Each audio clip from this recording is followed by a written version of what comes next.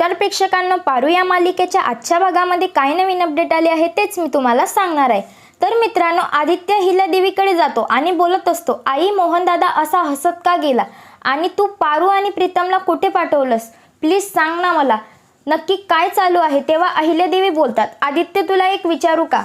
आदित्य बोलतो, हो विचार ना आई, तुला अनुष्का आवडते का, तू तुझ्या मर्जीने साखरपुडा करत आहेस ना, तू खुश तर आहे ना या लग्नासाठी। आदित्य बोलतो, आई मी असा काहीही विचार नाही केलाय, ती तुझी निवड आहे आणि मला तेच हवंय आणि माझ्यासाठी तेच महत्त्वाचं आहे। त्यातच मित्रांनो तिथे मीडियावाले येतात।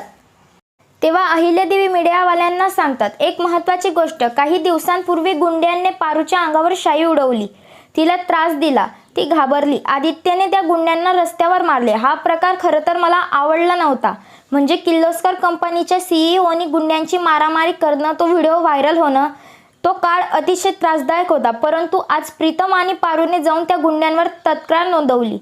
तेवढ्यातच तिथे पारू आणि प्रीतम त्या गुंड्यांना घेऊन येतात। तेव्हा मात्र अनुष्काच्या चेहऱ्यावरचे रिॲक्शन मात्र बघण्यासारखे असतात।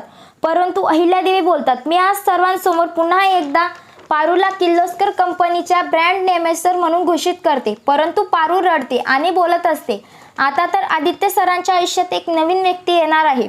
माझं आणि आदित्य सरांचं नातं प्रेमात कसं बदललं काही कळालंच नाही, पण मी पारू आहे, मी पण हार मानणार नाही। या घरात पार्वती मारुती सीमेसी म्हणून आलेली मी आता पार्वती आदित्य किर्लोस्कर आहे।